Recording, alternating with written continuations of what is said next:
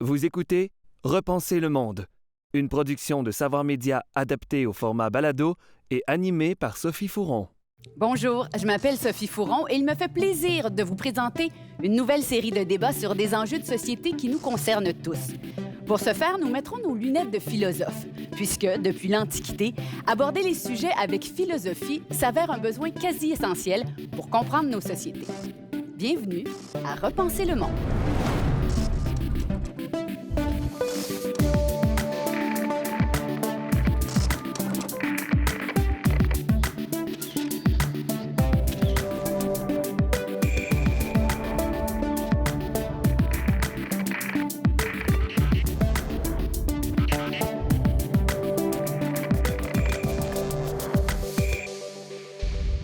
Bonjour à tous, bienvenue à Repenser le monde. Aujourd'hui, vaste sujet, on va faire le point sur l'importance et la valorisation des arts dans notre société.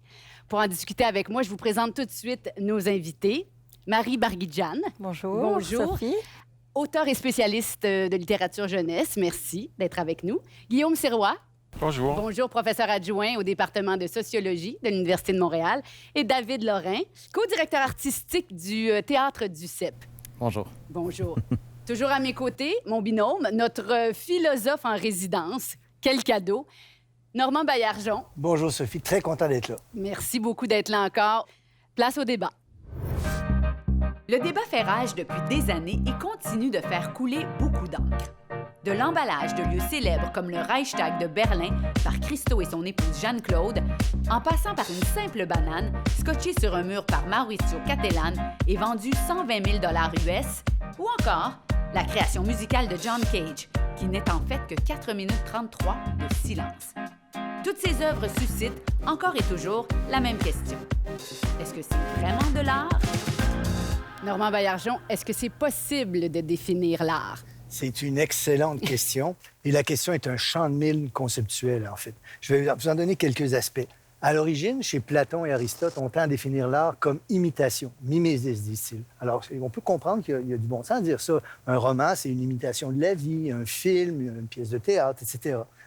Mais il y a aussi des gens qui ont dit, attention, c'est pas une simple imitation, l'art, c'est l'expression de l'âme intérieure d'un artiste, une vision expressionniste de l'art. Van Gogh ne fait pas que peindre des forêts ou des arbres, il exprime sa vision de ces choses-là. Donc, voici un autre aspect de l'art. L'art moderne, surtout à partir des surréalistes, va se voir comme une entreprise de dévoilement magique du réel que les gens ne voient pas habituellement. Autre conception de l'art, plausible. Il y a même des gens qui définissent une vision institutionnelle ou procédurale de l'art. Si Marcel Duchamp réussit à mettre dans un musée un urinoir signé R. Mott, c'est de l'art par définition. Devant tout cela, il y a un philosophe qui s'appelle Ludwig Wittgenstein qui suggérerait que peut-être qu'on ne doit pas chercher une essence de l'art qui traverse toutes les formes d'art, mais que les formes d'art ont entre elles des ressemblances de famille. Alors, c'est un ensemble de choses sans avoir une définition unique. Un peu comme dans une famille, les gens ont des airs de famille entre eux. Alors, toutes ces choses-là qu'on appelle art ont des ressemblances de famille sans qu'il y ait un trait unique, une essence qu'ils partagent toutes. Ça voudrait dire que la définition de l'art est une chose complexe, je pense. Ça voudrait dire aussi qu'à son propos, on peut encore soulever de nombreuses questions complexes et difficiles, comme on va le voir dans notre discussion d'ailleurs. Bien, j'ai envie de vous entendre. Est-ce que, à votre tour, vous êtes capable de définir l'art, Marie Barguidjan?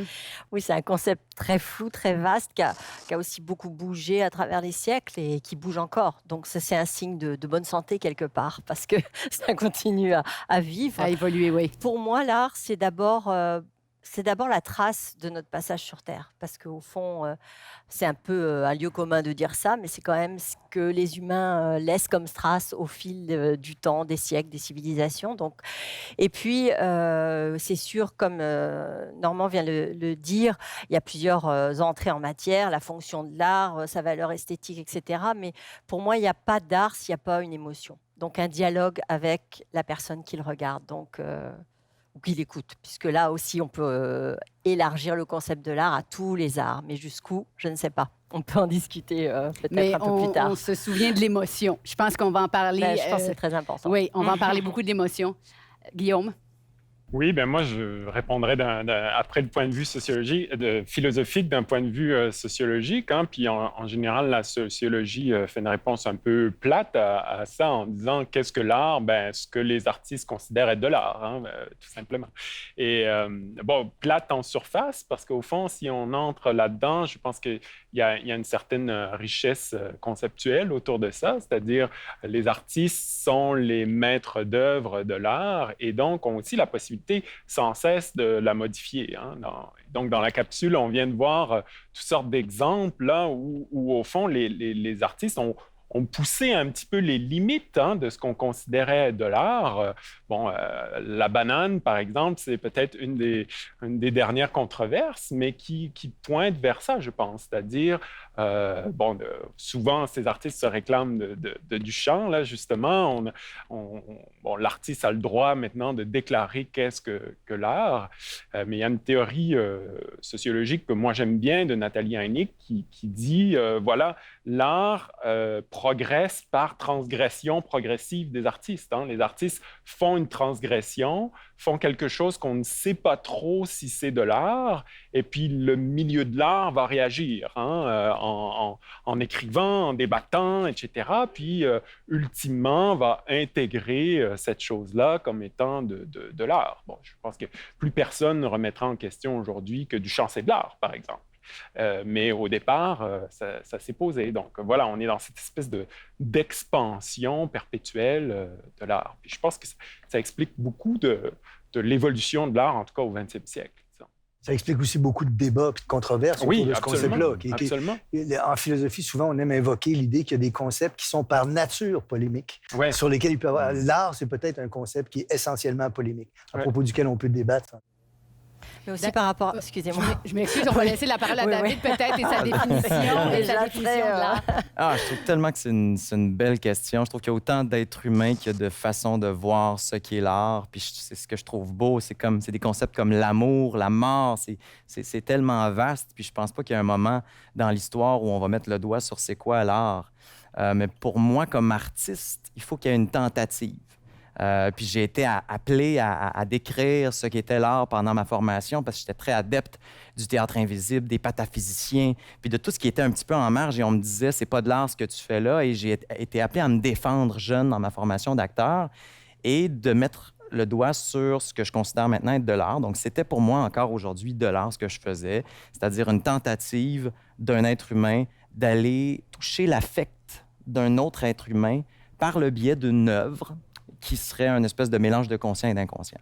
Donc, il y avait ça dans ce que je faisais. Évidemment, mes profs étaient très divisés sur ce que je faisais, mais je considère encore aujourd'hui que ça l'est. Maintenant, ça l'est pas. C'est pas de l'art chez certaines personnes qui m'entourent encore aujourd'hui, des gens qui font ce métier-là, et c'est ce que je trouve beau dans ce métier-là. On peut pas plaire à tout le monde, déjà. Non, non plus. Mais j'ai l'impression, quand je vous écoute, c'est que dès qu'il y a de l'humanité, il y a de l'art. C'est depuis que le monde est monde. Je pense qu'on peut avancer ça, probablement. Il y a le regard de l'humain sur les œuvres d'art. Donc, c'est un dialogue, comme une œuvre littéraire, comme une œuvre musicale ou plastique. Il faut qu'il y ait... on parlait d'humanité, enfin, je le définissais par rapport à la trace de l'humanité, mais c'est parce que c'est ça. Et en fait, on veut définir l'art pour qui, pourquoi. En fait, on veut toujours chercher à définir l'art, mais je ne sais pas pourquoi. Est-ce bien nécessaire? C'est une grande question. Et pour qui on le définit? Avec ce que vous dites, c'est quand même intéressant de noter que l'hominisation, on voit apparaître très tôt, lorsqu'on devient des êtres humains, des objets qui semblent avoir été des flûtes, des dessins sur des caves et ainsi de suite. Donc, l'art semble être contemporain d'une certaine forme d'hominisation, comme si ça correspondait à un besoin pour les êtres humains de s'exprimer de cette manière-là. Mais souvent, je fais un parallèle, puisque j'interviens beaucoup dans les écoles, en montrant qu'un enfant, dès qu'il a un crayon en main, la première chose qu'il va faire, c'est de se dessiner, se raconter et raconter les autres. Jusqu'à 4-5 ans, jusqu'à ce qu'il entre à la grande école, on va dire. Donc c'est comme instinctif chez l'humain, je pense, et c'est en parallèle avec les hommes de la préhistoire, en fait. Les enfants Cro-Magnons, je les appelle. Oui, tout à fait. Il y a quelqu'un récemment me demandait que serait le monde sans l'art. Hein? Mais je pense que c'est une fausse question, justement, parce qu'on ne peut pas vraiment penser cette... Ce serait l'art sans le monde. Voilà, mais est-ce qu'on peut penser l'humanité sans l'art? Sans doute, ça n'existe pas. Je vais vous amener ailleurs. Alors, qu'est-ce qu'un artiste? Qui peut prétendre être un artiste? Si l'art est partout, maintenant, surtout avec tous les moyens de diffusion, c'est extrêmement facile de publier un livre, de le diffuser. Même chose pour la musique, la danse. On pense à TikTok, juste très, très concrètement. Qui peut prétendre être un artiste? David, tiens.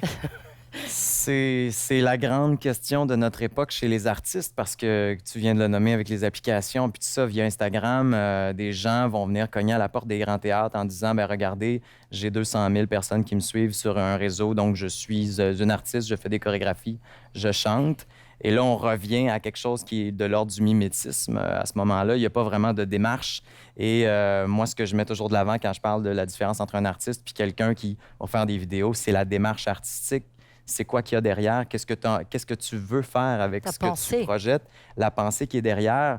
Une pensée qui n'est pas obligée de s'adresser à l'intellect.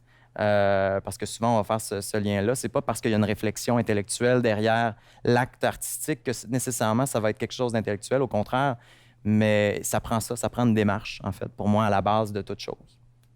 Intéressant. Marie? Pendant longtemps, on l'a relié aussi au savoir-faire de l'artiste. Oui. Il y a tout ce côté artisanal. Je ne sais pas si aujourd'hui on peut parler de ça, mais quelque part, en multipliant toutes les technologies, au fond, l'art a toujours évolué aussi en suivant des technologies. Quand la photographie est née, ça a provoqué des choses, etc. Donc aujourd'hui, puisqu'on est dans un monde où la technologie permet énormément de choses, on est dans un monde exploratoire. Finalement, l'artiste peut-être devient un peu artisan grâce à tout ce qu'il a entre les mains. Je ne sais pas, c'est une question que je pose en fait. Mais il y a un retour à quelque part aussi des artisans. Hein. Bon, avec tout l'art conceptuel, tout ça, les artistes sont beaucoup détachés de la technique. Mais maintenant, il y a tout un retour de ça, du savoir-faire technique qui peut se manifester dans les médias, mais qui se manifeste aussi beaucoup dans la matérialité des œuvres. Il y a eu tout un retour là, vers des objets. Sous derrière les questions qu'on débat en ce moment, il y a aussi la question de la valeur de l'art. Une question normative. Au nom de quoi on en juge? Qu'est-ce qui constitue du vrai art? Par exemple, il y a un débat sur, vous connaissez sans doute, la haute culture et la culture populaire, par exemple. Évidemment, les frontières sont mutables, peuvent bouger. Il y a des choses qu'on considérait autrefois de la culture populaire qui est aujourd'hui reconnue comme de la haute culture. Je me tromperai peut-être, tu me corrigeras, mais Shakespeare et Molière étaient très populaires à leur époque. Et il n'y a aucun doute que c'était de la haute culture. Je me demande aussi si ça, en ce moment, n'est pas complexifié par la commercialisation de la culture et les outils, Internet et autres, qui permettent de commercialiser. Donc, les frontières deviennent de plus en plus difficiles à cerner. En commençant, on disait c'est difficile de cerner l'art, mais c'est difficile si on ajoute la dimension normative, qu'est-ce qui est véritablement de l'art, à l'heure où les frontières sont brouillées entre haute culture, grand art, culture populaire, culture commerciale. Et qui décide, surtout? Voilà. Ouais. Qui décide que c'est du grand art? Qui décide que c'est des beaux-arts et que c'est pas de la culture populaire? C'est ça aussi, avec la démocratisation des arts. Il y a quelque chose il y a du flou qui s'installe et moi, j'ai pas l'impression que c'est une mauvaise nouvelle. Ceci étant dit, mais Guillaume, allez-y. Non, mais tout à fait. Je pense que c'est aussi traditionnellement, le grand art était associé à une certaine élite, à un certain... voilà, qui décidait ceux qui avaient le pouvoir, hein, plus ou moins. Puis là, on parle de plus en plus en sociologie, en tout cas, d'omnivorisme culturel. Hein. Les gens pigent un petit peu à gauche et à droite, sont autant amateurs de ce qu'était jadis le grand art et de formes beaucoup plus émergentes ou alternatives et tout ça. Donc ça vient aussi, je pense, mêler les choses. C'est-à-dire, on peut plus facilement établir des blocs. Tel type de consommation correspond au grand art, là. Ça met un peu tout au même plan aussi. Oui. Il y a ça, parce que voilà. c'est fort au niveau littéraire, par exemple. On va donner autant d'importance à un tweet qu'à un texte plus pensé, plus profond. Tout est un peu mis au même plan et du coup, ça enlève de la valeur peut-être aux choses les plus profondes. Et ça donne à celles qui ne devraient pas être mises de l'avant. L'enjeu Ça que se vous soulevez, discute, ça aussi, c'est ça, voilà. l'enjeu que vous soulevez philosophiquement, c'est celui du relativisme esthétique. Ah oui. Est-ce que si tout se vaut, peut-être que plus rien n'a de grande valeur non plus? Ouais. Avec l'évolution des médiums aussi, au fil des ans, est apparu, tu sais, au début, bon, avec la télévision, le cinéma, bon, on avait des œuvres, quand je parle de théâtre, de films, de séries, qui étaient relativement courtes. Et là, tranquillement, sont apparues des choses comme la quotidienne en télévision, par exemple. Est-ce que la quotidienne, l'auteur qui est derrière ça, écrit une œuvre d'art? Est-ce qu'on peut écrire une œuvre d'art de 40, 50 heures sans se perdre en cours de route? Et c'est extrêmement difficile à faire et faire plusieurs saisons comme ça, alors que dans une pièce de théâtre, on va travailler le même nombre d'heures, c'est-à-dire une année complète, pour aller chercher l'essence de ce qu'on veut dire en 1h20, 1h30. Et c'est ça. Donc, avec l'évolution des médiums, puis tout ça, la question devient encore plus difficile à... Parce que des fois, je regarde une quotidienne, puis je fais « Oh, wow, je viens d'être touché par... Il s'est passé quelque chose. » Puis d'autres fois, je fais « OK, on remplit du temps. » Et ça arrive souvent. Mais David, dans votre programmation, par exemple, au Théâtre du CEP, vous avez ces considérations-là en tête par rapport à est-ce que ça va plaire, est-ce que ça va toucher, est-ce qu'on va avoir beaucoup de monde? Il y a toujours des questions... vraiment toutes simples, comme est-ce qu'on va faire de l'argent avec ça aussi? Ben oui, c'est sûr. Alors, vous devez composer avec ça constamment? Constamment. Puis on s'inspire beaucoup de ceux qui étaient là avant nous. Donc, M. Duceppe disait dans sa saison qu'il allait programmer 5 shows, 2 petits, 2 moyens, une grosse. Puis il disait, le gros, ça, c'est le show qui va amener tout le monde au théâtre, qui va être le gros vendeur. Puis mes petits, ça va être mes risques. Puis mes moyens, ça va être ceux que je sais que mes abonnés vont aimer, puis tout ça. Puis vraiment, au niveau du risque, là, c'était calculé. Nous, on a commencé progressivement notre première saison. C'était un peu frileux parce qu'on se disait, ben, on va amener beaucoup de jeunes. Donc, cette réflexion-là aussi, on veut que les jeunes se sentent concernés par l'art, c'est-à-dire les pièces qu'on va présenter. Mais on ne veut pas non plus que ceux qui viennent depuis longtemps quittent l'établissement. Donc, cette espèce de passage-là, on l'évaluait à 3 ans à peu près. Ça s'est fait en 1 an et demi et on a vraiment l'aval des abonnés, de ceux qui sont là depuis longtemps, qui nous disent « On se reconnaît dans ce que vous faites, vous avez une réflexion au niveau de... on veut se reconnaître dans ces personnages-là. » Et ce n'est pas une question d'âge des personnages ou d'enjeu, c'est une question d'humanité qui se transmet ou non dans les œuvres. Donc, quand on lit des pièces, c'est vraiment ce qu'on essaie d'aller chercher, c'est-à-dire cette espèce d'humanité universelle qui va aller toucher le plus de gens possible, peu importe la race, la religion, l'âge. Ce qu'on ne va pas nécessairement voir dans tous les théâtres, nous, comme spectateurs. Puis le défi qu'on s'est donné comme directeur artistique avec Jean-Simon Traversy, c'est d'aller essayer de retrouver cette affaire-là, mais c'est pas évident. C'est pas évident à faire et de refaire année après année. Et sans trahir la vision de M. Duceppe, oui. Le mandat de l'institution, oui. La vision de M. Duceppe, toujours conserver ça, pour nous, c'est primordial. Puis c'est des contraintes. On dirigerait peut-être pas un autre théâtre de la même façon, mais il y a aussi une raison pour laquelle, comme artiste, moi et Jean-Simon, on s'est retrouvés là. C'est parce qu'on trouvait qu'on fitait dans ce moule-là. Puis les gens qui nous ont choisis aussi, là, c'est pour ça qu'on s'est retrouvés là. Donc, on a une connexion avec M. Duceppe et M. Dumond, d'une certaine façon. Il y a une des choses que vous avez dites qui me touche beaucoup, parce qu'on pense souvent à l'universel comme étant incarné par la science. La science découvre des lois universelles et nécessaires. Il me semble qu'une des marques de l'art, c'est risqué d'avancer ça, là. C'est une tentative pour partir du singulier pour atteindre l'universel. Et là, ce qu'on appelle, par exemple, des grands personnages dans l'histoire du théâtre, ce sont des gens qui ont peut-être cette capacité de parler à tout le monde et d'incarner quelque chose d'universel. Ça me semble assez important et juste. Ce qui réussit souvent la musique. Quand même, la musique, c'est l'art qui va peut-être toucher le plus universellement les gens. Bien, c'est tout à fait la définition que M. Duceppe avait du théâtre ou de ce que devrait être le théâtre. Puis moi, quand on est arrivé en poste, justement, on avait lu un grand article dans la revue Jeu où il défendait vraiment cette chose-là, c'est-à-dire cette tentative-là d'aller rejoindre le plus grand nombre. Mais c'est sûr que dans l'art contemporain, en particulier, on va trouver des défenseurs du contraire de ça, qui vont dire c'est pas grave s'il y a une personne dans la salle qui a compris. Moi j'ai fait ma job comme artiste. Ça, je l'entends souvent. Et ça se défend. Ça se défend. Et ça se défend. Oui. Et je pense qu'il faut trouver un équilibre entre... Mais en même temps, cette personne-là qui est touchée, si c'est la seule, tant mieux. Mais encore une fois, si on parle d'un modèle économique qui se tient, ça va être un peu difficile. Si tu as une personne dans la salle qui aime la pièce, elle peut retourner à tous les soirs, mais quand même. Plus difficile. Puis j'ai rencontré des artistes aussi qui me disent, moi, peu importe si les gens adhèrent ou non, j'ai pas de problème, je fais de l'art. Donc, s'il y a 0 personne dans la salle qui se sentent concernées, pour cette personne-là, ça demeure de l'art. Et je pense que ça peut demeurer de l'art, mais ma vision personnelle, moi, j'adhère pas à ça comme artiste. Vous écoutez Repenser le monde, animé par Sophie Fouron, avec Normand Baillargeon, Guillaume Sirois, Marie Barguidjian et David Lorrain. Les œuvres artistiques sont partout dans nos vies et dans nos villes, et ce n'est pas sans raison. Les arts nous font du bien. Si la musique adoucit les mœurs, tout porte maintenant à croire qu'elle soignerait aussi les maux, et que les arts, en général, seraient un excellent remède pour les esprits torturés, au point où des médecins prescrivent maintenant des visites au musée pour soigner le corps et l'âme. Les arts comme service de première ligne? Et pourquoi pas? Normand Baillargeon, pourquoi on a tant besoin des arts dans la vie? Alors, définir les arts, on a vu, c'était très compliqué. Dire ce qu'ils nous apportent, c'est également très, très compliqué. Mais je vais quand même essayer de brosser un petit portrait de tout ça. D'abord, c'est évident que les arts nous apportent du plaisir. C'est une des raisons pour lesquelles on les fréquente. Il y a un plaisir esthétique qu'on ressent avec eux. Ça nous donne aussi accès au beau. Alors, on accède à quelque chose qu'on ne voit pas normalement dans notre vie quotidienne, à la beauté.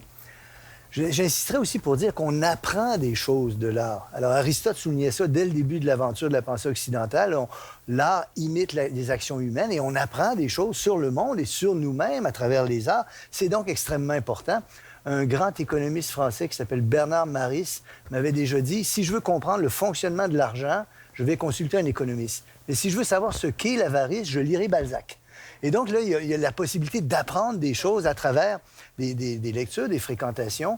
Pour citer un autre homme que j'aime beaucoup, Chomsky, l'écrivain, le linguiste Noam Chomsky, dit, et il sait qu'on lui a beaucoup reproché d'avoir dit ça, mais il maintient qu'on peut en apprendre plus sur la nature humaine à lire des œuvres littéraires qu'en consultant des psychologues. Alors donc, on peut apprendre des choses grâce aux œuvres d'art. Selon certains, Aristote notamment, on peut aussi se purger de certaines pulsions malsaines à travers les œuvres d'art. La notion de catharsis renvoyée à ça. Donc, il y a beaucoup de choses qui justifient qu'on fréquente des œuvres d'art. Mais aussi, je tenais à le dire, il y a aussi des dangers de l'œuvre d'art. L'œuvre d'art peut nous tromper. L'œuvre d'art peut servir à des propagandes. Sous le régime nazi, les films nazis ont servi à encourager la haine des Juifs et ainsi de suite. Donc, Platon rejetait les poètes de la cité. Non sans raison. Ils se méfiaient de leur pouvoir. Et ça, c'est déjà reconnaître que l'art a un immense pouvoir. Alors, pourquoi fréquentons les œuvres d'art? Pourquoi les fréquente-t-on? Devrait-on les fréquenter? Voilà les vastes questions qui sont posées par tout ça. Des tout petits enjeux. Minuscules. Minuscules. Je vous pose la question, tour de table. Qu'est-ce que l'art vous apporte, je vous dirais, dans votre vie personnelle et quels sont les bienfaits, selon vous, sur la collectivité? Un enrichissement, ça c'est indéniable parce que ça m'amène sans cesse à réfléchir, à me questionner. L'art peut me provoquer, vous avez parlé de beau, mais ça c'est très subjectif. Hein. Quelque chose qui me paraît beau peut ne pas l'être pour quelqu'un d'autre. Mais j'ajouterais aussi une dimension de ce besoin qu'on a de miroir un peu. Enfin, en fait, il y a un dialogue quand on regarde une œuvre d'art. On cherche, des fois c'est long avant qu'une œuvre d'art nous parle ou nous dise quelque chose. C'est Daniel Arras, je crois, qui parlait de ça, du temps silencieux qu'on a devant l'œuvre d'art. Puis, il y a Nancy Houston qui parle de l'espèce fabulatrice. Je dirais que l'art a une fonction fabulatrice parce qu'on a tous besoin d'histoire, on a tous besoin quelque part d'un récit. Et chaque œuvre d'art est porteuse d'une forme de récit. Alors pour moi, c'est ça. Si je vous demande une œuvre qui vous fait du bien? La jeune femme à la perle de Vermeer. Ah, c'est mon œuvre fétiche. Oui. Quand ça va plus ou moins bien, vous allez la voir, puis ça y est. J'ai fait un livre dessus. C'est vrai? Bon, ben, carrément. Voilà. David Lorrain? Encore une autre question assez large. Moi, strictement comme spectateur, tu évoquais l'effet miroir, mais justement la possibilité de se reconnaître dans une œuvre, ça fait déjà beaucoup de bien. C'est comme si, quand on va, en tout cas, moi, c'est sûr que je vais parler de l'art vivant un petit peu plus parce que je suis un enfant de l'art vivant, mais il y a ça dans l'art vivant, c'est-à-dire dans la possibilité à plusieurs personnes d'aller aussi voir une œuvre et de se reconnaître ensemble. Il y a quelque chose, il y a un mouvement collectif. C'est pas pour rien si... en ce moment, à Montréal, avec les spectacles annulés, puis tout ça, c'est plus difficile collectivement. Je pense qu'on s'en rend pas compte, mais il nous manque quelque chose. Il manque une partie de l'âme montréalaise qu'on a de la difficulté à trouver. Et ça, pour moi, ça passe beaucoup par les spectacles. Donc oui, le culturel, ce qu'on va voir sur scène, mais aussi cette espèce de possibilité-là de se rapprocher, d'être les uns cordés sur les autres pour vivre ensemble une expérience commune et forte.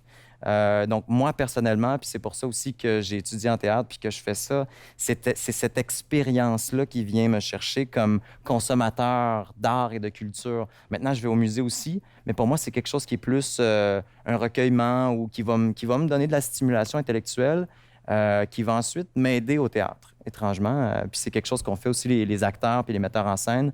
C'est pas rare en salle de répétition de voir des grands livres avec des œuvres d'art et on va s'inspirer de ça pour partir dans une direction pour un personnage.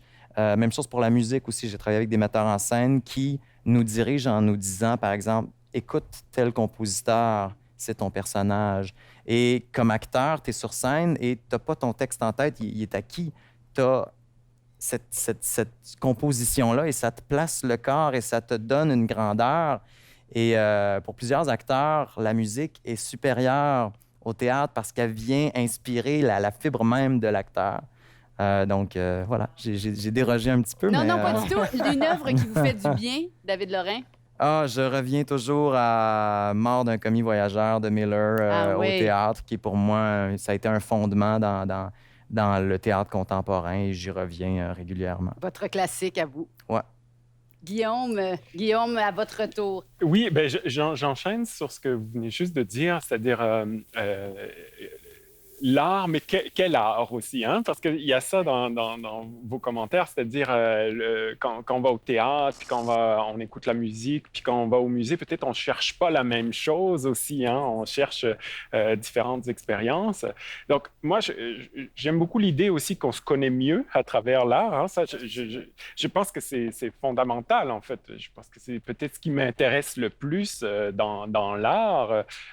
Et pas seulement pour se reconnaître soi, mais aussi pour se fantasmer autre, je dirais. Hein? C'est-à-dire, on peut, à travers les œuvres d'art, vivre par procuration quelque chose qu'on ne vivrait pas, qu'on ne peut pas vivre pour différentes raisons. Donc ça, je pense que c'est intéressant. Ceci dit, je pense qu'il faut aussi ajouter une dimension plus critique, là, peut-être, parce que on est tous d'accord hein, qu'il faut aller fréquenter les arts, etc., etc. Puis je pense qu'en général, les convaincus de l'art ont une tendance un peu prosélytique, hein? Il faut aller, etc. Tout le monde devra aller dans toutes circonstances, tout le temps, etc. Puis ça, je pense qu'il faut quand même... nuancer. Voilà, prendre ses distances Oui. aussi par rapport à ça. C'est-à-dire, oui, ça nous semble être une activité fondamentale, certes, mais il y en a d'autres aussi, des activités fondamentales dans la vie. Oui. Est-ce que je peux vous demander à votre tour l'œuvre qui vous fait du bien? En fait, je pense que je refuse de répondre parce que moi, je suis multiple. Je n'arrive pas, en fait, à nommer une. à mettre une. Je pense que c'est toujours peut-être la dernière en date, celle qui m'a le plus bouleversé, etc. Donc, Bon, ben, si vous y voilà. pensez, vous nous le direz. D'accord. Ou après, quand les caméras seront parties. Où je garde mes secrets. Voilà. Normand, est-ce que vous avez une œuvre qui vous touche et à laquelle vous revenez sans cesse? Moi, c'est connu, c'est l'œuvre de Jacques Prévert, le poète. Prévert, c'est mon écrivain préféré, voilà. Qui a fait du théâtre, qui a fait du cinéma, qui a fait des collages, qui a fait des chansons. On réduit trop souvent et qui a fait de la... Oui, c'est ça. Les gens, en général, ne connaissent pas l'ampleur de Prévert. Bien sûr, il a écrit de la poésie, mais il a aussi écrit des romans, du théâtre, du cinéma, fait des collages, écrit des livres pour enfants, écrit des chansons. C'est une œuvre vraiment gigantesque qu'on connaît mal. Une chose m'a beaucoup plu dans ce que vous avez dit, c'est l'idée de correspondance entre les arts. On ne l'évoque pas souvent, mais ça complexifie encore la définition de l'art. Une espèce de synesthésie dont parlaient certains poètes, hein, par le fait qu'on puisse correspondre, les œuvres puissent correspondre les unes avec les autres. Et ça, c'est profondément troublant. C'est-à-dire qu'un personnage de théâtre puisse être compris à travers une œuvre musicale, c'est quelque chose d'extrêmement troublant. En philosophie, il y aurait un penseur qui s'appelle Hegel qui développait une sorte de vision de l'art qui s'incarnerait peut-être là-dedans, mais qui est profondément troublante aussi. Et je pense que c'est tout à fait vrai. On a tous senti ça, cette espèce de synesthésie dont comme la musique accompagne certaines scènes de Par film, exemple, mais cette correspondance, ça devient dissociable. oui. Je reviens à la notion de critique dont parlait Guillaume.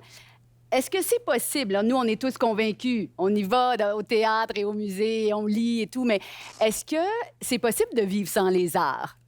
On continue à respirer, on continue à fonctionner. Non, spontanément. Est-ce que vous voyez ça comme envisageable? Je relancerai sur 2 thèmes. Le premier, c'est que c'est quand même frappant de voir que les gens, même si ils sont peut-être pas aussi fascinés que nous par l'art, recherchent quand même de l'art. Ils vont au théâtre, ils vont au cinéma, ils écoutent, ils lisent la poésie, ils aiment la chanson, ils aiment la musique. Ce qui m'intéresse aussi dans cette dernière question-là, c'est dans quelle mesure l'art peut être malsain, dans quelle mesure l'art peut être troublant, nuisible même. Et ça, je pense, c'est une question qui mérite d'être posée, qui rejoint ce que vous souleviez tout à l'heure, à savoir est-ce qu'il est possible que l'art soit nuisible parfois. Oui, c'est ça. Je pense qu'on refuse complètement de penser le rapport plutôt malsain ou destructeur des arts. Puis un des exemples me semble être la création de l'UNESCO, où à la suite de la Deuxième Guerre mondiale, on a cette idée qu'on va créer un grand forum international dans lequel on pourra parler de culture dans un sens large, mais d'éducation, de sciences, etc. Et dans le préambule de l'UNESCO, on écrit justement que c'est dans l'esprit des hommes que naît la guerre et c'est dans l'esprit des hommes donc qu'il faut la combattre. Et la réponse à ça, c'est la culture. Et donc, si on amène la culture, on n'amènera jamais la guerre. On va combattre la guerre, on va combattre le mal, on va combattre le vilain. Alors que, voilà, il y a une forme de naïveté, je trouve, qui circule largement en général dans les amateurs d'art par rapport au fait qu'on va exposer n'importe qui, ça va toujours avoir des effets bénéfiques, quoi. Ben, je pense que ça peut former des meilleurs penseurs, mais peut-être pas des meilleures personnes. Oui, mais voilà, mais c'est un peu le lien peut-être avec l'épisode précédent sur la liberté d'expression, c'est-à-dire est-ce qu'on doit montrer seulement l'art qui fait du bien ou l'ensemble de l'art et arriver à le critiquer puis à voir dans quelle mesure parfois il peut avoir des éléments plus négatifs, quoi. Et s'il y a des éléments plus négatifs, est-ce qu'on les censure? Est-ce que...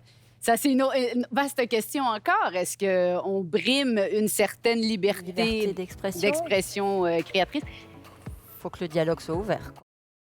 Vous écoutez Repenser le monde, animé par Sophie Fouron, avec Normand Baillargeon, Guillaume Sirois, Marie Barguidjian et David Lorrain. L'éducation au Québec n'en finit plus de se réformer. Et d'année en année, il semble y avoir de moins en moins de place pour l'enseignement des arts, au point où on dit maintenant des arts qu'ils sont le parent pauvre de l'éducation.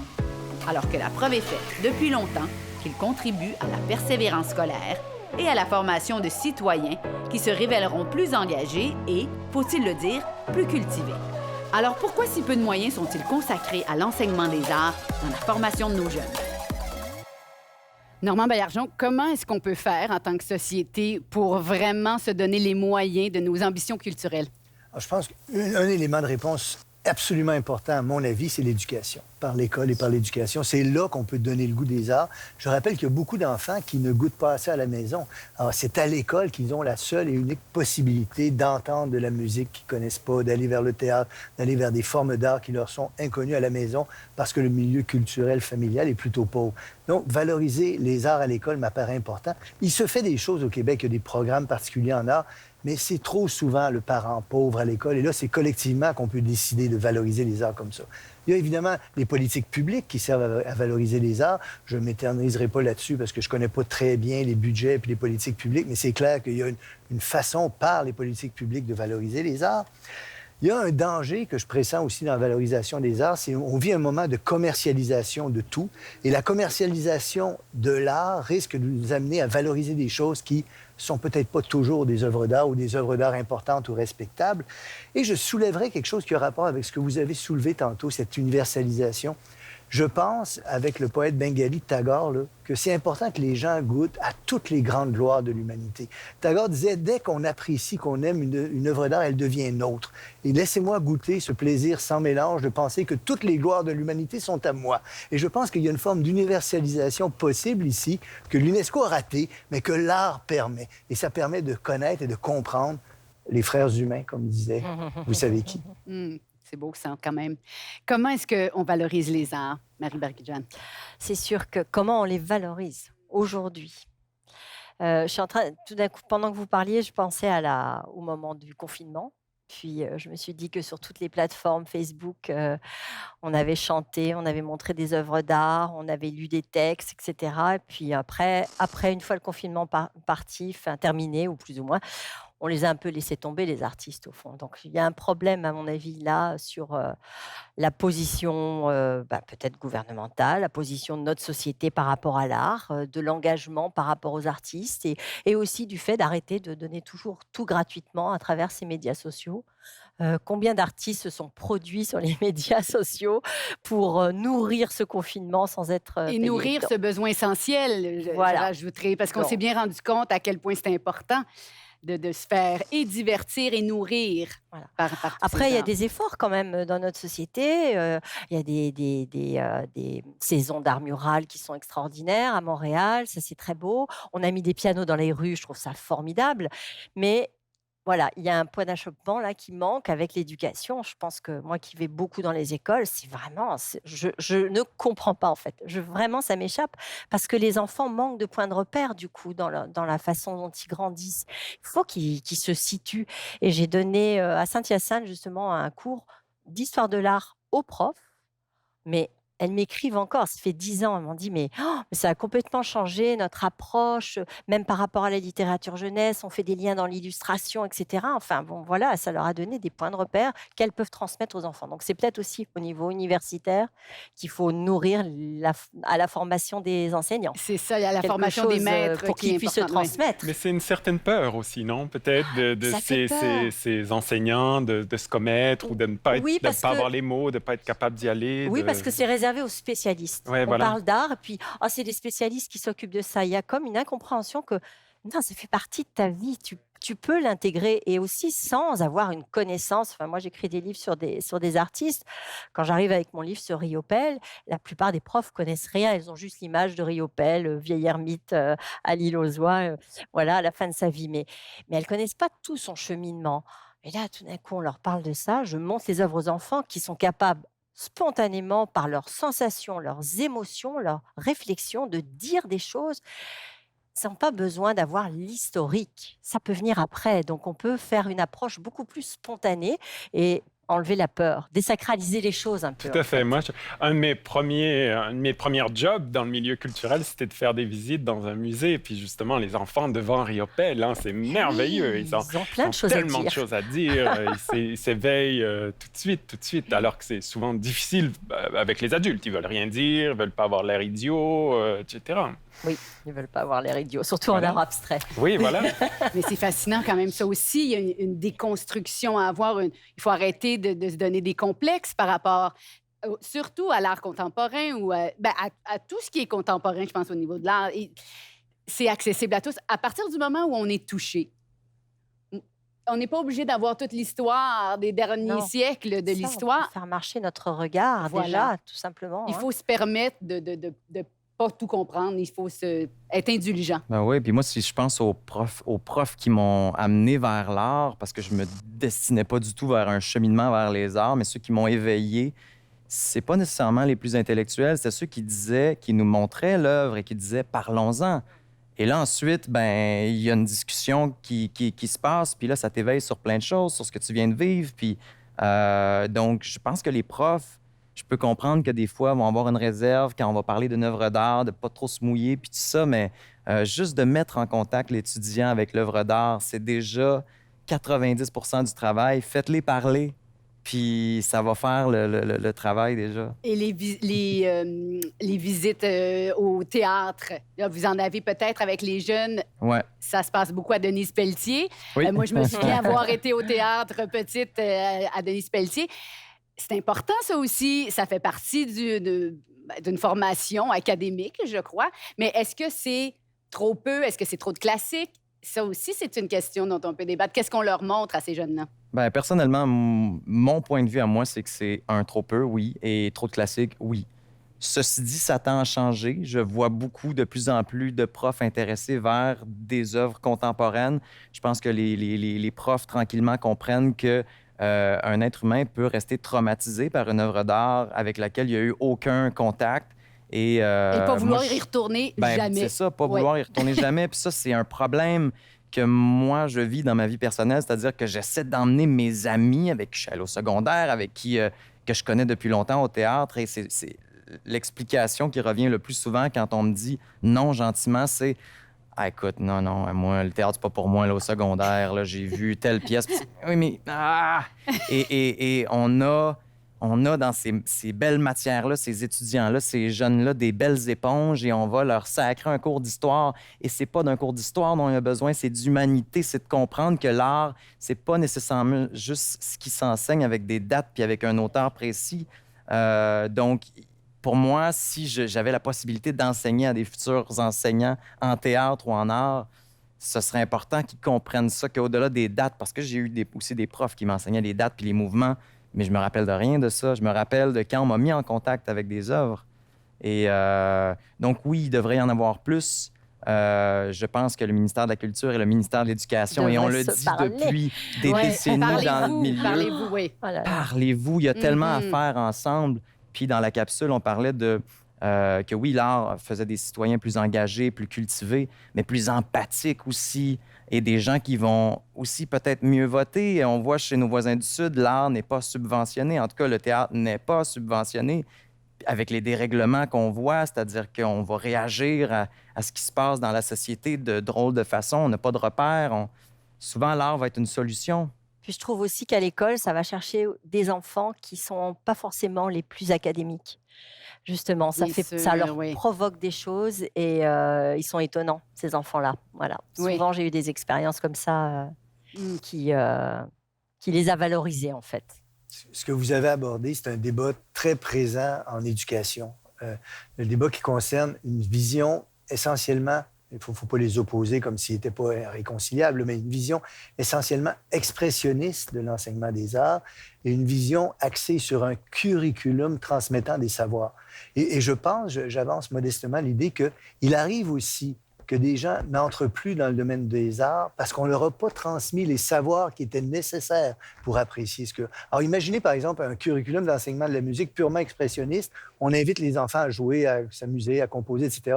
Un curriculum purement centré sur le contenu voudrait qu'en première année, on apprenne la gamme, ensuite... Et à la fin, quand on sort de l'école, on sait ce que c'est un concerto, on sait ce que c'est une symphonie, on connaît... Vous voyez? Alors là, je pense qu'il y a un équilibre à rechercher entre un enseignement expressionniste des arts et un enseignement centré sur des contenus qui habilitent à apprécier les arts ensuite. Parce qu'il se pourrait que les gens qui n'ont jamais entendu parler de l'histoire du théâtre, par exemple, quand ils assistent à une pièce qui présuppose que tu sais des choses sur l'histoire du théâtre, tu ne comprends pas la pièce, tu n'es pas capable de l'apprécier. Donc, il y a une espèce d'équilibre à rechercher entre un enseignement expressionniste et curriculaire de l'art, me semble-t-il. C'est vaste mandat, oui. Oui, mais je pense que c'est très juste aussi parce que, voilà, dans votre exemple, on voyait aussi comment c'est un moment charnière, au fond, d'exposer les enfants à l'art. Parce que oui, il y en a qui vont ouvrir leurs yeux, ils vont être charmés peut-être pour le reste de leur vie, mais il y a aussi vos amis qui ont été dégoûtés, en fait, puis qui ne veulent plus y retourner. Moi, j'ai vécu les deux, c'est-à-dire que la première pièce de théâtre que j'ai vue, c'était un classique, puis je me rappelle que notre prof nous avait demandé, comme justement, il avait ouvert la discussion, comment vous êtes senti, puis je me rappelle avoir dit, j'ai l'impression d'être allé au musée. Et ça supposait que c'était pas nécessairement agréable? Ça supposait que j'apprenais des choses historiques, je voyais des costumes de notre époque, des façons de, par exemple, traiter la femme qui datait de notre époque, d'autres, tu sais, j'apprenais... Mais j'étais pas nécessairement... Encore là, je parlais de l'affect au début. On venait pas me chercher nécessairement. Je pense qu'il y avait peut-être eu une scène là, un petit peu émouvante à un moment donné, là, où là, j'ai fait « Ah, OK, il se passe quelque chose. » Mais pour moi, tout le reste, c'était plus cérébral, tu sais. Et en même temps, je me permettrais de rajouter, pour prendre un exemple qui m'est cher, Molière, Tartuffe. C'est important d'avoir un certain nombre de repères historiques sur ce que c'est la France de cette époque-là, ce que ça peut être la place de la religion, comment ils la contestent et pourquoi. Alors là, il y a des savoirs préalables nécessaires pour pouvoir apprécier cette pièce-là. Normand, moi, je dirais que c'est pas nécessaire, si tu es un adolescent, de voir Tartuffe. Tu le prends à ce moment-là pour le génie de l'écriture. Plus tard, si on accroche, peut-être qu'on peut fouiller davantage Mais les références. Mais au départ, Je comprends bien, mais il reste que l'école peut avoir pour mandat de préparer à écouter cette pièce-là C'est vrai. en recevant le plus de richesse possible, me semble-t-il. Mais moi, j'ajouterais aussi d'un point de vue esthétique, hein, parce que, c'est-à-dire, je pense qu'on a tous vécu dans un parcours, disons. Il y a des œuvres qui nous intéressent absolument pas. Quand on a 15 ans, on trouve ça plate à mourir. Puis à 40 ans, ça nous intéresse beaucoup. Tout à fait, oui. Puis donc, je pense qu'il y a aussi ça, hein, cultiver son œil, bon, c'est ce genre de... Et ce qui change souvent, ce sont les savoirs avec lesquels on aborde cette œuvre-là. Voilà, Quand on l'a lu ouais. à 15 ans, on ne voyait pas un certain nombre de choses qui nous apparaissent évidentes 25 ans plus tard. je pense qu'il faut cultiver la curiosité aussi. Il y a beaucoup de choses qu'il faut cultiver et je vais vous poser une question qui va peut-être vous déstabiliser, mais prenez-la au bon. Normand, si je vous dis demain matin, vous êtes ministre de la Culture, vous avez une baguette magique et un budget illimité, parce que je rappelle que le budget en ce moment au Québec pour la culture, c'est 1,3 % du budget général. Alors peut-être que vous pourriez avoir un peu plus. Qu'est-ce que vous faites? C'est une très difficile question à laquelle je ne veux pas me Par où risquer à commencer? répondre avec Par des où choses très commencer? précises, mais je vais défendre un principe qui me semble extrêmement important, qui guiderait mes actions en tant que ministre. Le principe est le suivant. Je pense que dans notre monde, dans notre société, on est toujours en train, typiquement, de répondre à une demande. La logique de marché, la logique économique nous incite à nous engager dans une réponse à une demande. J'essaierai de partout instiller et faire valoir le fait que comme ministre de la Culture ou comme ministre de l'Éducation, je veux m'inscrire dans une logique de proposition d'une offre. Alors, je pense que les jeunes, les gens ne peuvent pas savoir s'ils aiment telle ou telle chose si on ne leur a pas proposé cette chose-là. Alors, mon action serait guidée par cette grande maxime que je ferai inscrire à l'entrée du ministère. Nous sommes, nous, dans une logique de proposition d'une offre plutôt que de simple réponse à une demande. Oh, ben peut-être qu'on peut déjà l'inscrire dans bien oui. des endroits, cette maxime. Peut-être qu'on peut s'en rappeler. Guillaume, à votre tour, c'est votre Oui, ben, année pour être ministre de la Culture. Je mets mes gants blancs aussi parce que je trouve que c'est une question très, très complexe. Effectivement, il y a tellement de volets sur lesquels on peut agir. Je pense que pour prendre la balle au bon de ce que vous venez de dire, je pense que la mission qui reste fondamentale, c'est de susciter la création, hein, qu'il y ait des créateurs, qu'il y ait des bassins de gens qui proposent, hein, puis qu'on ait la possibilité de faire des essais. Hein. Je pense que c'est pas toujours qu'on soit pas toujours dans une logique de rentabilité, est-ce que telle chose a bien marché, ok, je subventionne la suivante, mais d'accepter qu'il y a des choses qui marcheront pas, parce que ça me semble être une des éléments fondamentaux de l'art. C'est-à-dire, on essaie quelque chose. Des fois, ça va pas du tout. Et voilà. Mais je pense que devant nous, il y a aussi tout un ensemble de chantiers parce que le monde change vite et on ne peut pas se contenter non plus de faire comme on a toujours fait, c'est-à-dire de lancer de l'argent puis penser que ça va être suffisant. Je pense qu'on est dans un monde de plus en plus complexe. On en parlait avant l'émission, mais de rapports numériques, de nouvelles créations, etc. Donc, je pense qu'il y a des chantiers sur lesquels se pencher là-dedans. Ben, c'est un bon début. C'est un bon début. On s'en souviendra. Ben, j'ai déjà eu à me poser cette question-là et j'avais à l'époque appelé certains intervenants importants du milieu culturel parce que j'avais la possibilité de discuter avec le prochain ou la prochaine ministre de la Culture, puis j'avais un 30 secondes. Donc, qu'est-ce qu'on demande? Et je ressentais tout le poids du monde sur mes épaules. Et finalement, ce qui est ressorti, c'est quelque chose qui est très concret, donc un peu plate, mais t'exposais tantôt que, 1,3 % là, de l'économie s'en va en culture. Ce qu'on demande depuis 1992, c'est 2 %. C'est vraiment d'aller chercher le 2 % et c'est pas pour rien, là, depuis 92, puis tu sais, en tout cas, au niveau des arts vivants, les artistes sont là. On a un bassin riche d'artistes qui est pas soutenu, qui n'arrive pas à vivre de son métier.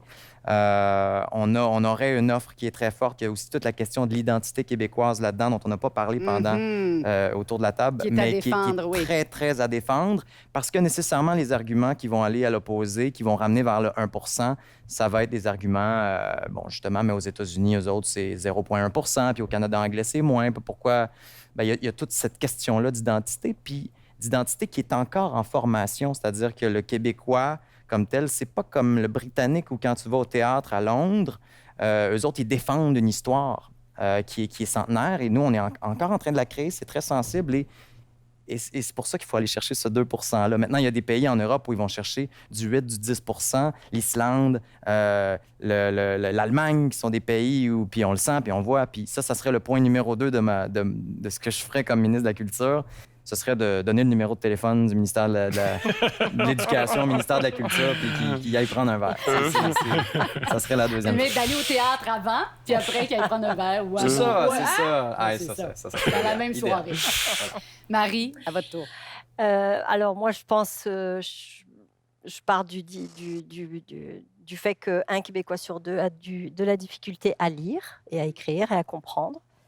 Donc, pour développer et faire que nous vivions dans une société de lecture, de culture de la lecture, dont l'art et des arts, en tout cas, vraiment au niveau universitaire, dans la formation des professeurs, je changerais vraiment les choses. J'imposerais des cours d'histoire de l'art, d'histoire de la musique, d'histoire du théâtre, pour qu'ils fassent des liens entre leurs matières, en fait, pour que les cours soient plus signifiants et plus riches. Et là, peut-être qu'on va gagner du terrain sur le problème de l'analphabétisme. Je pense que vous seriez tous engagés déjà au ministère. Ça nous amènerait quelque part collectivement. Je vous remercie infiniment. Je vous remercie d'avoir participé à cette discussion qui aurait pu durer des heures et des heures, mais bon. Si vous voulez explorer ce sujet plus en profondeur, je vous invite à découvrir la nouvelle série L'espace de l'art sur le site savoir.media. Et avant de se quitter, je laisse la parole à notre philosophe en résidence qui va encore une fois nous épater avec ses citations. Une citation, elle est d'André Breton, que vous connaissez sûrement, le créateur du mouvement surréaliste. Breton et ses camarades étaient des gens de gauche très engagés. Il aurait été plausible qu'ils s'engagent auprès du Parti communiste à l'époque, et ils ont rigoureusement refusé de le faire, Breton et les autres, au nom de l'autonomie de l'art et de l'importance de l'art et de la contribution particulière de l'art aux enjeux sociaux. Il écrit en 1938 avec Diego Rivera un article dans lequel il dit « L'art ne peut consentir sans déchéance à se plier à aucune directive étrangère et à venir docilement remplir les cadres que certains croient pouvoir lui assigner à des fins pragmatiques extrêmement courtes. Mieux vaut se fier au don de préfiguration qui est l'apanage de tout artiste authentique, qui implique un commencement de résolution virtuelle des contradictions les plus graves de son époque et oriente la pensée de ses contemporains vers l'urgence de l'établissement d'un ordre nouveau. » Voilà, Breton, sur l'importance de l'art.